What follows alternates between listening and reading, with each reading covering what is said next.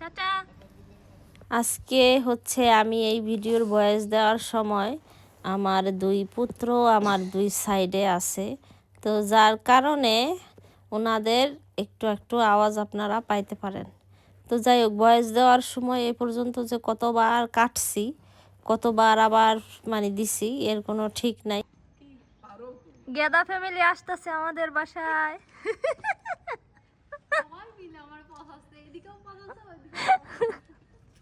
তো ফাইনালি আমি শুরু করতে যাচ্ছি। তো এর মধ্যে আবার হেরা ডিস্টার্ব করে কিনা, এই ডিস্টার্ব করবি নি তোরা? হ্যাঁ, করবি ডিস্টার্ব? আর চুপ করে থাকবি? আচ্ছা ঠিক আছে। আবার কি বলে রে? যাই হোক, এখন কথা হইল যে এর আগের দুই ব্লগে তো আপনারা দেখছেন, ওদের সাথে আমরা হানাবিতে ঘুরছি, ঘোরাঘুরি করছি। এই চুপ, এই কথা বলবি না। তো যাই হোক, একটা মসৃণ সুন্দর একটা ভিডিও যে দিমু, একটা ভয়েস দিয়ে দিমু, তার উপায় নাই। যাই হোক, এখন এই যে আমরা দুজন আবার একটু ঝগড়া করতেছিলাম কলা টলা নিয়ে। দিদি রাগ করে আর কি চলে যাইতেছে যে খামুই না তুমগো কলা জামুগা। আমি কি যাও গা, গোল্লার রেখা যাও, তুমি যাও গা। পরে কইতাছে যে না থাক, একটা কলা খাই।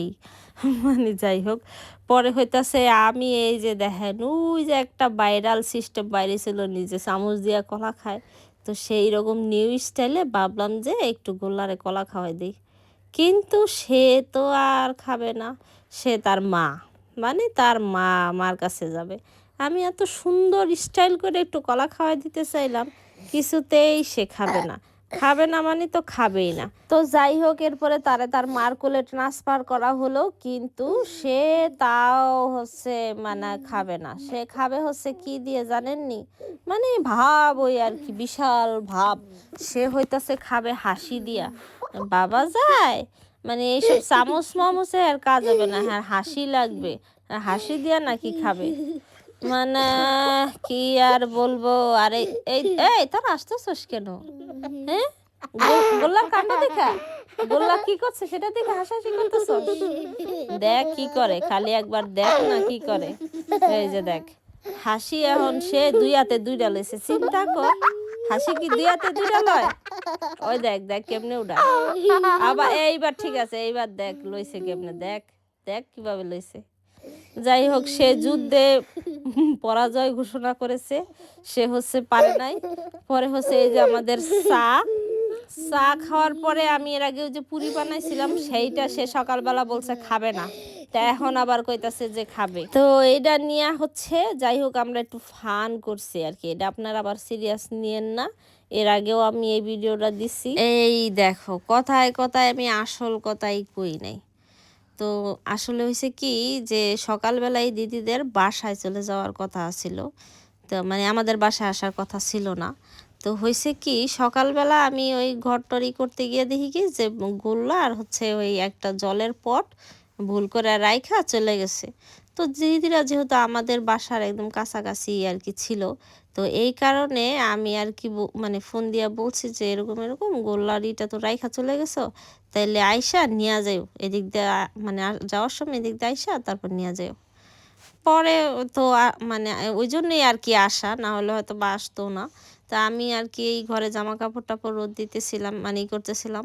পরে হচ্ছে তারা নিচ থেকেই চলে যাবে।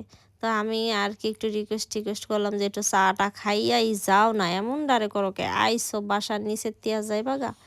পরে যাই হোক, ওইটাই আর কি যে বাসা উপরে আইসা একটু দাদা আর হচ্ছে মেশু দুজনে চাটা খেয়ে নিচে গিয়ে গল্প করতেছিল, আর আমরা এদিকে একটু দুষ্টামি করতেছিলাম। তো যাই হোক, একটা সত্যি কথা বলতে কি, দিদিরা আমাদের বাসায় আসলে এত ভালো লাগে, কিভাবে যে সময় কাটে আমি নিজেও জানি না, সত্যি কথা বলতে। একদম সময় যেন ফুরুত করে আসে আবার ফুরুত করে যায়, এরকম একটা মনে হয়। তো আমি আসলে বাসায় একা ছিলাম, কারণ কি ওই দিন ছিল হচ্ছে সোমবার। তো সোমবার হওয়ার কারণে পৃথিবী তো স্কুলে গেছে, আর হইতেছে ওর বাবা গাড়ি নিয়ে অন্য একটা কাজে গেছিলো, যার কারণে আমার আর কি কাজ ছিল না, আমি আর কি ছুটি ছিল। তো এই কারণে আমি বাসায় ছিলাম, তাও ভালো যে আমি বাসায় ছিলাম। আর এইদিকে আরেক কাণ্ড, মাসি কইতাছে কি তোমার বাসার নিচে দুনিয়ার গন্ধ বাজাইলা পাতা আছে, তুমি তো হ্যান দিয়ে নিয়ে খাইতে পারো। আমি তো শুনে অবাক, আরে আমি এত বছর ধরে এখানে থাকি, আমি জানলাম না, আর মাসি আজকে কেমনে বুঝে গেল গা, মানে ভাবা যায়। তো যাই হোক, আমি তো মহা খুশি যে এখান থেকে আমি পাতা খাইতে পারুম।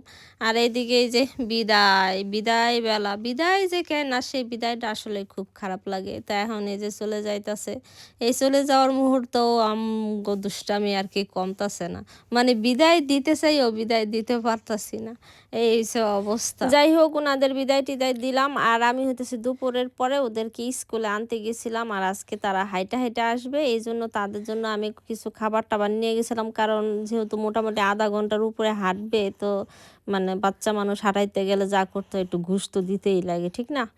তো এই মানে ওদেরকে ওর বাবা সকালবেলা স্কুলে দিয়ে তারপর গাড়ি নিয়ে চলে গেছিলো, যার কারণে আমি আর কি ওদেরকে হেঁটে হেঁটে আনতে গেছি। আর হাঁটতে হাঁটতে একটা কাণ্ড দেখেন, ওই যে নোয়াবে, এটা হইতেছে মৃদু, হ্যাঁ, সেই দেখেন আগে আগে আইটটা যাইতেছে, কিন্তু সে তো মানে একটু কি শাই টাইপের আর কি, মানে মানুষজন দেখলে অনেকটা লজ্জা পায়। তো সে হাঁটতাছে পণ্ডিতি করে, যেই দেখছে যে ওইখানে মানে স্কুলের আরও কতগুলি বাচ্চা, তো সে দাঁড়ায় গেছে।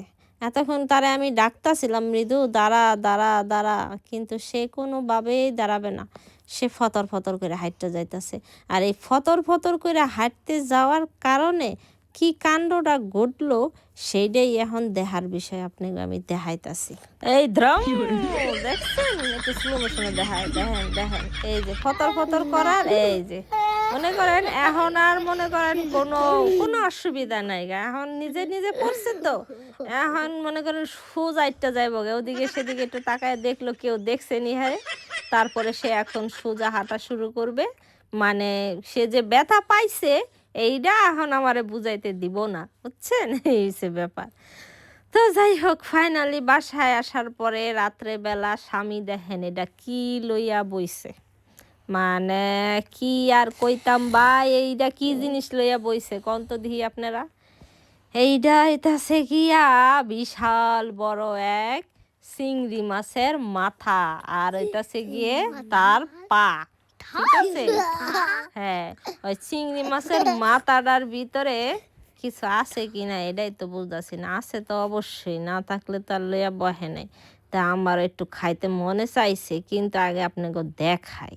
এই যে এটা হচ্ছে মাথার এক দাঁড়, আর ওই যে এটা হচ্ছে মাথার আরেক দাঁড়।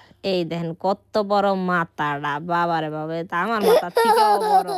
হ্যাঁ, এখন এই মাথাটা দেখে তো আমারই লোভ লাগতেছে, আমিও একটু খাইতে বইয়া পড়লাম।